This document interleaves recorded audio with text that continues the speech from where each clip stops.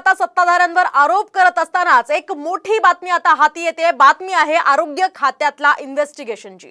आरोग्य खात्यामध्ये 10,000 कोटींचा ॲम्ब्युलन्स घोटाळा झाल्याचा आरोप झाला होता आणि या आरोपामुळे सरकारची चांगलीच नाचक्की सुद्धा झाली।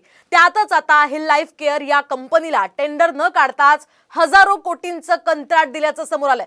सरकार नामाच्या इन्व्हेस्टिगेशनमध्ये ही धक्कादायक माहिती समोर आली आहे। या हिल लाईफ केअर कंपनी विरोधात बोगस बिलं काढल्याच्या सुद्धा तक्रारी आहेत। तरी सुद्धा या कंपनीला टेंडर न काढताच 2,000 कोटी रुपयांचं काम का देण्यात आलं असा सवाल विचारला जातोय। तर कंपनीच्या तक्रारींकडे मुख्यमंत्री आणि उपमुख्यमंत्री दुर्लक्ष करत पुन्हा हे काम त्यांनी दिल्याची चर्चा सुद्धा होतीये।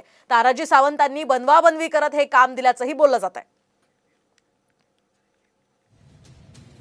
तर डायलिसिसच्या कंत्राटासाठी हिल लाईफ केअर कंपनीनं अर्ज केला होता। त्या पार्श्वभूमीवर मात्र कंपनीच्या कामामध्ये गडबड असल्याचा अधिकाऱ्यांनी शेरा दिला। आरोग्य खात्याचे आयुक्त धीरज कुमार यांनी अधिकाऱ्यांच्या शेऱ्याला चक्क केराची टोपली यानंतर दाखवली आणि अखेर धीरज देशमुखांकडून हिल कंपनीला डायलिसिसच्या कामाची वर्क ऑर्डर सुद्धा जारी करण्यात आली। ज्यामध्ये अवघ्या 4 दिवसात हिल लाईफ केअरच्या या फाईलला मंजुरी मिळाली आणि या सगळ्या पार्श्वभूमीवर डायलिसिससाठी रुग्ण नसले तरी कंपनीला वर्षाकाठी सरसकट अगदी 200 कोटी रुपये देणार असल्याचं सुद्धा मंजूर करण्यात आलं। तर पुढची 10 वर्ष सरकार या कंपनीला आता यासाठी पैसे मोजणार असल्याचं कळतंय। तर यापूर्वी याच कंपनीला 5 ते 10,000 कोटींची कामं दिली गेली आहेत। दरम्यान त्या कामांमध्ये बोगस बिलं काढली जात असल्याच्या अनेक तक्रारी सुद्धा आल्या होत्या। तरी सुद्धा तक्रारींकडे डोळेझाक करून हिल लाईफ केअर या कंपनीला नव्यानं कंत्राट दिलं गेलं। दरम्यान याच संदर्भात सरकार नामाचे संपादक ज्ञानेश सावंत यांनी फोनवरून काय प्रतिक्रिया दिली आहे आपण पाहूया।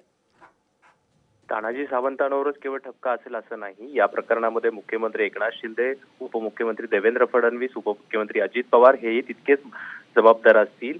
मुळात महाराष्ट्रामध्ये डायलिसिससाठीची आवश्यकता असलेले पेशंट किती आहेत, त्यांच्यासाठी कुठे यंत्रणा उभी करायला हवी, या सगळ्या गोष्टींचा कुठेही अभ्यास न करता, विचार न करता ज्या कंपनीकडनं अर्थात HLL कडून जो प्रस्ताव आला तो आहे तसं 24 तासाच्या आत त्याच्यावर कार्यवाही झाली आणि त्यांना 2,000 कोटीचं काम दिलं। मुळात काम देण्याला विरोध नाही, मात्र या प्रकरणामध्ये ते काम करतील की नाही, मुळात डायलिसिससाठी पेशंट तिथे जातील की नाही याचाही कुठचा विचार झालेला नाही। सरसकट त्यांना एक हमी देण्यात आली, वर्षाकाठी आम्ही तुम्हाला 200 कोटी रुपये देऊ आणि या पद्धतीने 10 वर्षाचा करार करण्यात आलेला आहे। एकूणच या प्रकरणामध्ये मुख्यमंत्री, उपमुख्यमंत्री, आरोग्यमंत्री यांच्यासोबत मोठे अधिकारी, वरिष्ठ सनदी अधिकारी यामध्ये आहेत आणि या कंपन्यांमध्ये अनेक अधिकाऱ्यांचा त्याला काय म्हणू आपण त्याला हस्तक्षेप आहे, त्याचे पार्टनर भागीदार आहेत त्या अनेक कंपन्यांमध्ये आणि या सगळ्यांची एक साखळी उभी राहते। त्यामुळे कोणाकडे तक्रार गेली, मुख्यमंत्र्यांकडे गेली, उपमुख्यमंत्र्यांकडे गेली, तानाजी सावंतांची तक्रार गेली का अधिकाऱ्यांची तक्रार, याचा कुठचाही परिणाम